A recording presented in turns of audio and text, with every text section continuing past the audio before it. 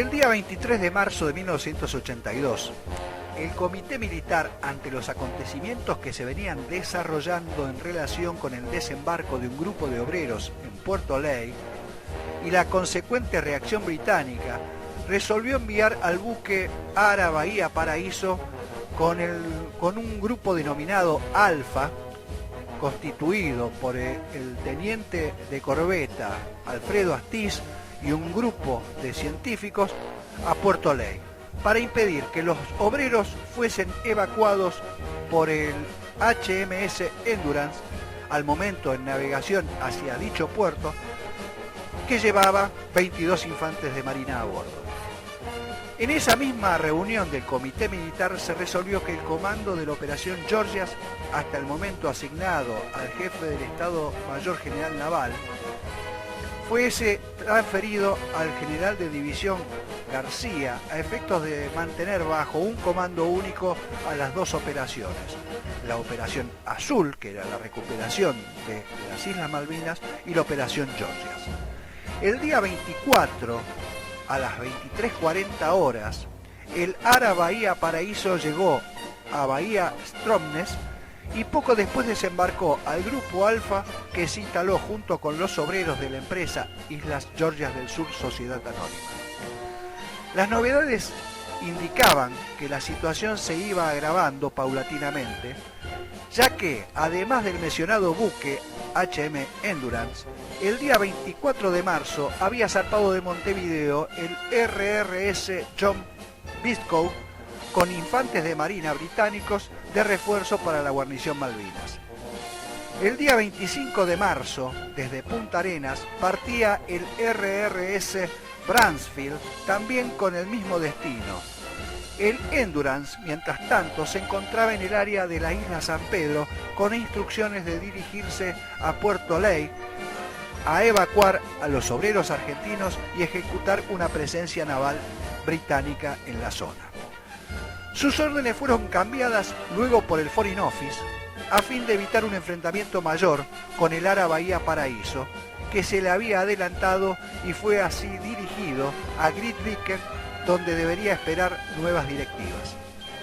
Ante las novedades descritas, se resolvió que era necesario reforzar la guarnición Georgias, por lo cual se ordenó a la corbeta Ara Guerrico, que se hallaba en reparaciones en dique, su alistamiento inmediato para cumplir una misión especial, trasladando además una fuerza de infantería de marina de 40 hombres. En Grytviken, el Endurance había desembarcado a 22 Marines y se había alejado de la zona, quedando además 13 civiles pertenecientes a la British Antarctic Survey, que constituía la población semipermanente de la isla. La corbeta Guerrico abandonó Puerto Belgrano el día 29 de marzo con 40 infantes de marina a bordo y juntamente con el Bahía Paraíso y el Grupo Alfa formarían el grupo de tareas 60.1. La corbeta recibió sus órdenes el día 1 de abril de 1982 y debido a los fuertes temporales que azotaban el Atlántico Sur, recién consiguió arribar a la zona de la bahía Cumberland, en la isla San Pedro, a las 17 horas del día 2 de abril. Es decir, cuando el mundo ya había tomado conocimiento de que las Fuerzas Armadas Argentinas habían recuperado las Islas Malvinas. Debido a las condiciones meteorológicas y lo avanzado de la hora, impedían realizar la tarea de tomar Grytviken en esos momentos, el capitán de navío Trombetta, a cargo del grupo de tareas, resolvió demorarla para el día siguiente, informando por radio al jefe de la base de British Antarctic Survey la transmisión de un mensaje importante a recibir en la primera hora del día 3 de abril. A las 11 de la mañana del día 3 de abril, la corbeta Guerrico ingresó en la bahía Cumberland, precediendo, como estaba ordenado, al buque Bahía Paraíso, que había lanzado el Alouette en tareas de exploración. A las 11:10 horas se intimó por radio la rendición de Grytviken, haciendo mención a la caída de Malvinas y desalentando una inútil resistencia al desembarco. Endurance, Bahía Paraíso, Bahía Paraíso, Bahía Paraíso calling. Do you read me over? Endurance, Bahía Paraíso, go over with your message to Grytviken. He is listening in 11255. Over. Grytviken, this is Endurance. I assume that you can hear me. Rules of engagement are as stated earlier this morning. Defend if you are provoked. Over. And he's got the whole thing. There should be no cause for confusion whatever there. And those are the rules as they stand at the moment.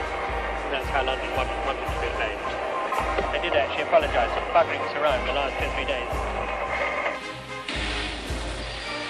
El mensaje fue recibido por el jefe de la base científica del British Antarctic Survey, un civil que en respuesta, usando otra frecuencia de radio para que fuera escuchado por el buque Endurance, dijo no tener instrucciones y pidió tiempo para aclarar la dualidad de órdenes recibidas de su gobernador desde Malvinas en el sentido de rendirse y las de su gobierno en Londres ordenándole ofrecer resistencia. Well, I saw the Jericho, the Argentine warship, and also a small boat from the Bahia Paraíso going in towards the harbour, into the Grytviken harbour. Yeah, it's just a boat coming in from outside the harbour. Obviously, we didn't see the Paraíso itself. There's no sign of damage actually around the Grytviken base, but we saw, as Tony said, the Jericho making its way very slowly out, making some smoke. We couldn't actually see any damage, but it was certainly behaving as if there was damage to it. Captain Barker had this message for his crew. We are outside range. We're in fact a lot closer than my directions have allowed me to be. We're supposed to be some 150 or so miles away from South Georgia. We, as you look out, are very close to South Georgia at the moment. My directive is not, regrettably, to go and zap the Paraíso or the corvette, which we could well have done while they were both at anchor this morning off Leith. But that we should only fire, as I said before, if we are provoked. Well, maybe we are provoking by staying here, and if we do provoke them, well, then we'll give them as good as we can. El comandante del grupo de tareas argentino no concedió la prórroga y ordenó que todo el personal inglés se agrupara en un lugar en la costa que fuese fácilmente observable, agregando que destacaría un helicóptero de exploración para verificar el cumplimiento de la orden. Mientras tanto, el helicóptero que sobrevolaba la bahía informó que no veía gente en tierra y que estimaba que no habría resistencia al helidesembarco. La respuesta británica fue ambigua. Mientras el personal del BAS, recuérdese, la British Antarctic Survey, se había concentrado en la iglesia de la vieja factoría. El jefe de la base pidió parlamentar con el comandante argentino, solicitando que no se produjera ningún desembarco por considerar este hecho como muy provocativo, e informando que había en la base personal militar con orden de nuestro gobierno de resistir si los argentinos desembarcaban.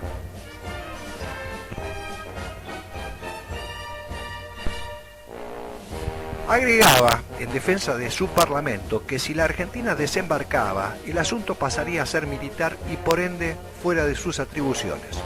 Mientras esto sucedía, el Alouette, que sobrevolaba la zona, eligió el lugar de desembarco y comenzó el guiado del Puma con la primera ola de infantes, a la vez que incluía en su mensaje que apreciaba que no habría resistencia. Es conveniente aclarar que el jefe de la fracción de Infantería de Marina había dividido su personal en 3 grupos para el desembarco. El primero, conducido por él mismo, se trataba de un grupo de tiradores, en total 15 hombres, y una ametralladora pesada MAC. Un segundo grupo similar, conducido por el segundo jefe de la fracción, y un tercero, a embarcar en el último vuelo, compuesto por 10 hombres y los morteros de 60 milímetros. Pocos minutos después, a las 11:35, durante su aproximación y penetración en la caleta Capitán Vago, la corbeta divisó personal armado en tierra moviéndose en proximidades del edificio principal en King Edward Point, al que los argentinos llamaban hospital, y comunicó esta novedad al buque Bahía Paraíso. comunicación que fue interceptada por el piloto de helicóptero Alouette. Este, sobre la base de la información recibida y en previsión de probables problemas, cambió su ruta de vuelo y, en lugar de usar el derrotero previsto que atravesaba la bahía, guió al Puma por una hondonada entre las montañas y las domadas que se encuentran más hacia el mar, bordeando luego la costa desde la factoría hacia las instalaciones del BAS en Queen Edward Point, para aproximarse al lugar de desembarco elegido en proximidades del muelle. Asentados los infantes en tierra a las 11:41, sin novedad, estableció enlace con la Guerrico, que le informó del movimiento de personal armado en tierra en inmediaciones del hospital. A partir de ese momento, los hechos se desarrollaron en una rápida sucesión. Por esta razón, los trataremos separadamente para su mejor comprensión, ya que fueron produciéndose simultáneamente o bien con espacios de tiempo muy breves y sin solución de continuidad.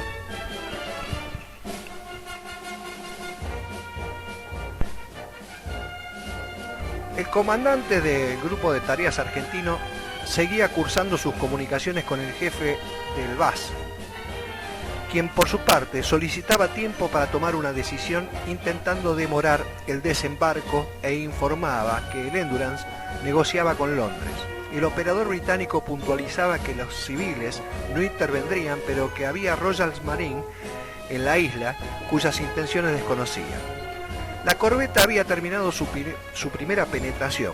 Su comandante, apreciando que no era conveniente mantenerse permanentemente en el interior de la dársena, porque su maniobra estaba comprometida por la presencia de numerosos cachillullos y un gran bollón de amarre, y en cumplimiento de lo ordenado por el grupo de tareas, decidió efectuar tantas penetraciones sucesivas como fuera necesario y dio comienzo a su segunda entrada. Los 15 infantes desembarcados iniciaron su aproximación al hospital tomando cubierta en las construcciones del BAS, próximas al muelle. El helicóptero Puma, en el Bahía Paraíso, despegó a las 11:47 con la segunda ola de infantes y de acuerdo con lo previsto, mientras que el Alouette sobrevolaba la zona del hospital sin observar novedades. Instantes después, en el buque Bahía Paraíso se interceptaba una comunicación del Endurance que ordenaba a Grytviken proceder como se había ordenado. El teniente Luna pidió a la Guerrico, pues no tenía ligazón directa con el comandante del grupo de tareas, embarcado en el Bahía Paraíso, que alterara la secuencia de las próximas olas helitransportadas y solicitó el despacho urgente de los morteros en previsión de acciones del personal armado que la Guerrico había avistado. Este pedido no pudo ser satisfecho porque ya había decolado el helicóptero con la ola prevista originalmente. El helicóptero Alouette guió al Puma en ruta directa a un lugar más al este que el anterior, más cercano al hospital, y en el instante en que el Puma estaba por posarse en tierra, recibió un nutrido fuego que le produjo serias averías. Retomó altura, abandonando la zona y se dirigió a la costa opuesta. Aterrizó en emergencia e informó posteriormente que tenía bajas en el personal y averías que impedían la utilización del helicóptero. Eliminada la amenaza de la segunda ola, el grupo inglés enfrentó con decisión a la fracción argentina, cuyo jefe indicó a la Guerrico la posición del enemigo para que lo batiera con sus armas.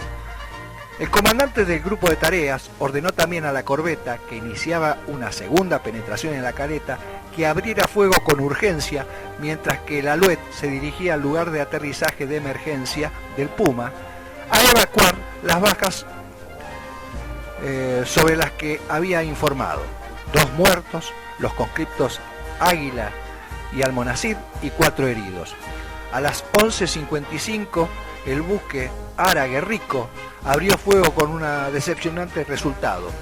Su montaje de 20 milímetros de estribor se trabó con el primer disparo y el de 40 milímetros con el sexto.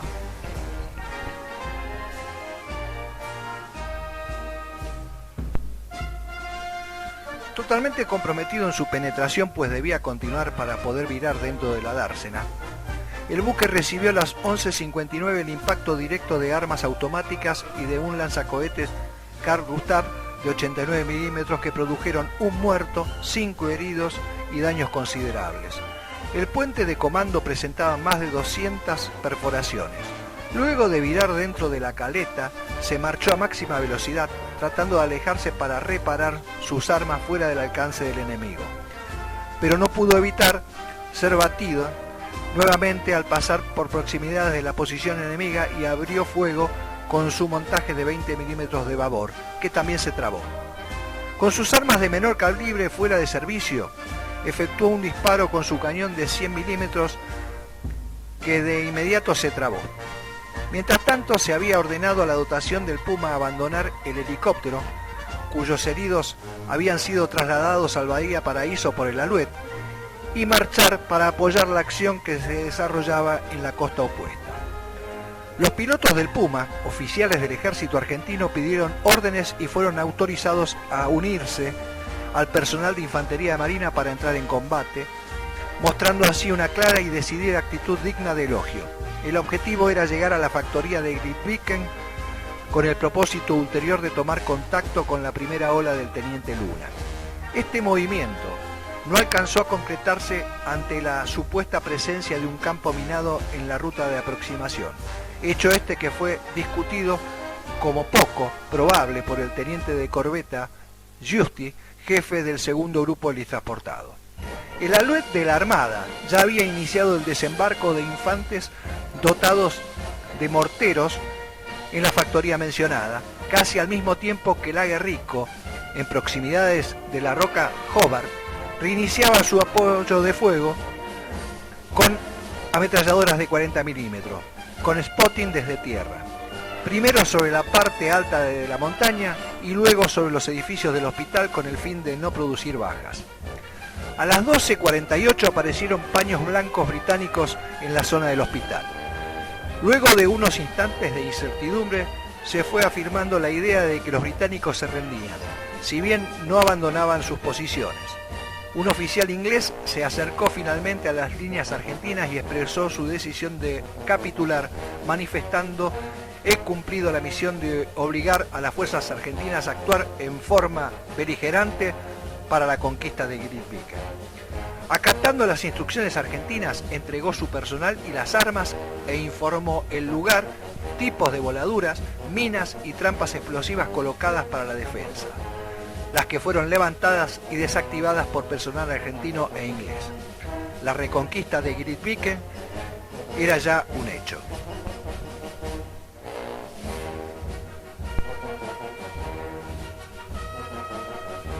Por la tarde de ese día 3 se inició el traslado de prisioneros a los buques argentinos. Se desembarcaron elementos, víveres y otros para la logística de los 36 hombres de infantería de marina, restados los 2 muertos y los 3 heridos, pues el cabo Ibáñez volvió a tierra para estar con su gente, y un grupo de 5 voluntarios de las dotaciones de los buques, quienes recibieron en ese instante órdenes de prepararse para una estadía prolongada en la zona. La corbeta Guerrico reparó sus daños recuperando el 50% de su capacidad misilística e informó que estaba lista para una travesía de regreso. A las 20:10 el Bahía Paraíso abandonó Grytviken, dejando en tierra a 41 hombres que, aún no recuperados de las acciones vividas y de las bajas sufridas, tomaban contacto por primera vez con las instalaciones donde debían permanecer. El buque tomó Puerto Lake y, mientras la corbeta patrullaba la entrada a Bahía Stromes, recuperó el personal de su grupo de desembarco, formado inicialmente para la protección de los chatarreros, y desembarcó al grupo Alfa, que debía permanecer en ese lugar.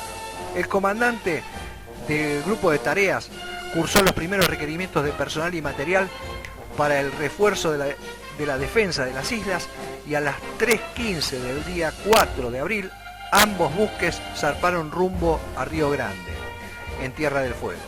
Ese mismo día, el comandante de operaciones navales, almirante Lombardo, recibió la orden de asumir el control operativo del grupo de tareas, control que, como hemos visto, ejercía el jefe de Estado Mayor General de la Armada. El almirante Lombardo dispuso anular los requerimientos formulados por el jefe del grupo de tareas y no destacar refuerzos para Grytviken en forma inmediata, hasta poder estudiar el problema en detalle. Quedaron argentinos entonces en Grytviken y en Ley, a los que también se sumaron algunos científicos ingleses que, por estar cumpliendo sus tareas en el interior de las islas, no alcanzaron a embarcarse en los buques que se alejaban. Ambas dotaciones comenzaron de inmediato las tareas de ubicación del personal, de reconocimiento de las instalaciones, de estiba de víveres y material. Mientras estas acciones se desarrollaban en las Georgias, el mismo sábado 3 de abril de 1982, el Consejo de Seguridad emitía la resolución 502, en la que se instaba a los gobiernos de la Argentina y del Reino Unido de Gran Bretaña e Irlanda del Norte a que se abstuvieran del uso o la amenaza de la fuerza en la región de las Islas Malvinas. Profundamente preocupado por los informes acerca de una invasión por parte de las Fuerzas Armadas de la Argentina el 2 de abril de 1982, declarando que existe un quebrantamiento de la paz en la región de las Islas Malvinas. Primero, exige la cesación inmediata de las hostilidades. Segundo, exige la retirada inmediata de toda fuerza argentina en las Islas Malvinas. Tercero, exhorta a los gobiernos de la Argentina y el Reino Unido a que procuren hallar una solución diplomática a sus diferencias y a que respeten plenamente el propósito y los principios de la Carta de las Naciones Unidas. Votaron a favor Estados Unidos, Gran Bretaña, Francia, Jordania, Togo, Uganda, Zaire, Guyana, Irlanda y Japón. En contra, Panamá. Se abstuvieron la Unión Soviética, China, Polonia y España. El canciller argentino Costa Méndez pronunció un discurso ante el Consejo de Seguridad de las Naciones Unidas y el Comité Militar efectuó una reunión en cuyo transcurso se ratificó la firme decisión de ese organismo de enfocar la solución del problema internacional en el sostenimiento de la postura argentina. También se expidieron desde Buenos Aires los siguientes comunicados. El comunicado de la Junta Militar número 10, que decía: la Junta Militar comunica al pueblo argentino que ha resuelto constituir en gobierno militar al territorio de las Islas Malvinas, Georgias y Sandwich del Sur, desafectándolas del territorio nacional de Tierra del Fuego, Antártida e Islas del Atlántico Sur, a partir de las 0 horas del día de hoy, 3 de abril de 1982. Asimismo, ha sido designado gobernador militar del territorio de las Islas Malvinas, Georgias y Sandwich del Sur, el señor general de brigada don Mario Benjamín Menéndez, quien ejercerá la totalidad de las atribuciones del gobierno militar y civil en su jurisdicción. Esta resolución ha sido promulgada por decreto número 681 del Poder Ejecutivo Nacional. El comunicado de la Junta Militar número 11 decía lo siguiente: la Junta Militar comunica que en las primeras horas de la madrugada del día 3 de abril de 1982 aterrizó en la República Oriental del Uruguay la aeronave que transportaba a bordo el personal evacuado de las Islas Malvinas. El comandante del avión entregó a la embajadora inglesa en Uruguay, dentro del edificio de la Embajada Argentina, al citado personal en presencia de algunos funcionarios de jerarquía. Al finalizar el acto, los pasajeros, que evidenciaban estar en excelentes condiciones psicofísicas, aplaudieron espontáneamente. Todos ellos se encuentran alojados en el Hotel Carrasco, con excepción del ex gobernador inglés y su señora esposa, que lo hacen en la residencia de la embajadora inglesa. El gobierno uruguayo ya ha montado un rígido dispositivo de seguridad dirigido en persona por el ministro del Interior. Mientras tanto, en Londres, el portaaviones británico Invencible zarpará el lunes hacia las Islas Malvinas encabezando una poderosa fuerza naval, fue lo que anunció la primer ministra Margaret Thatcher. También en Londres, el gobierno británico recurrió a represalias económicas contra la Argentina por la ocupación de las Islas Malvinas, congelando depósitos argentinos y prohibiendo la exportación de armas. El gobierno de Londres dispuso la ruptura de relaciones diplomáticas con Argentina y encargó a Suiza que represente los intereses de Gran Bretaña en nuestro país. La Cancillería argentina informó oficialmente que el gobierno de Brasil se hará cargo de los intereses nacionales en Gran Bretaña a través de su embajada en Londres. El embajador norteamericano en Buenos Aires, Harry Slaudeman, se entrevistó con el vicecanciller argentino Enrique Ross y en fuentes informadas se comienza a hablar nuevamente de un intento de mediación de los Estados Unidos.